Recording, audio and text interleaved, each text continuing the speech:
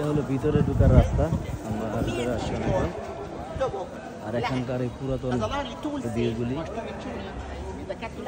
দেখা যাচ্ছে, আপনারা দেখেন।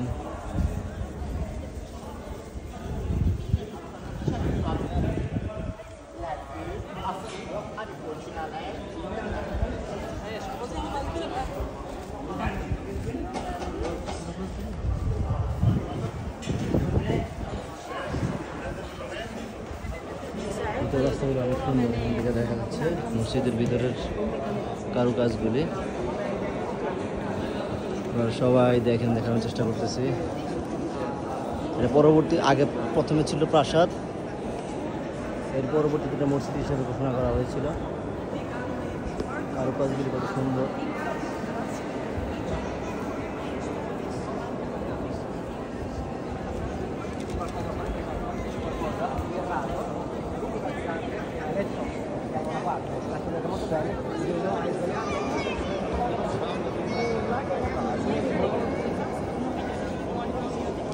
এটা হলো মিম্বার, এখান থেকে খুতবা দেওয়া হতো আগে।